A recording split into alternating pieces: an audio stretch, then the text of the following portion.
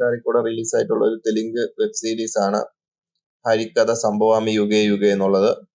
ഇതിനെപ്പറ്റി മറ്റുമാക്കി പറയുകയാണെങ്കിൽ one time watchable ആയിട്ടുള്ള ഒരു മിസ്റ്റീരിയസ് ക്രൈം ത്രില്ലർ എന്ന് വേണമെങ്കിൽ പറയാം, അല്ലെങ്കിൽ മിത്തിക്കൽ ക്രൈം ത്രില്ലർ എന്ന് പറയാം.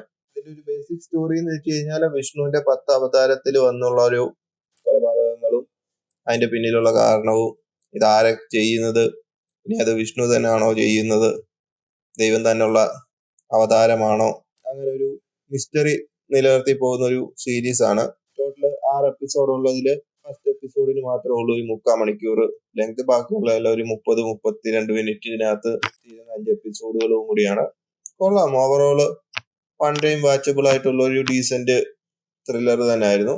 നോർമൽ ഒരു ക്രൈം ത്രില്ലർ ആണ് എങ്കിൽ പോലും അവരതില് മിത്തിക്കൽ എലമെന്റ് കൂടി ചേർത്ത് അത് എങ്ങനെ മുന്നോട്ട് പോകുന്നതെന്നുള്ള ഒരു സസ്പെൻസ് എല്ലാം നിലനിർത്തി പോകുന്നത് കൊണ്ട് തന്നെ നമുക്ക് അടുത്ത് എന്താണ് നടക്കുന്നതെന്ന് അറിയാനെ കൊണ്ടുള്ള ഒരു ആഗ്രഹം കൊണ്ട് ഫുള്ള് നമുക്ക് കണ്ടു തീർക്കുകയും ഒരു മിനി സീരീസ് എന്ന് വേണമെങ്കിൽ പറയാം. സീസൺ 1 തന്നെ സ്റ്റോറി കംപ്ലീറ്റ് ആവുന്നുണ്ട്. സീസൺ 2 അവർക്ക് വേണമെങ്കിൽ ഇറക്കാനുള്ള ഒരു ലീഡും വെച്ചിട്ടാണ് അവർ അവസാനിപ്പിക്കുന്നത്.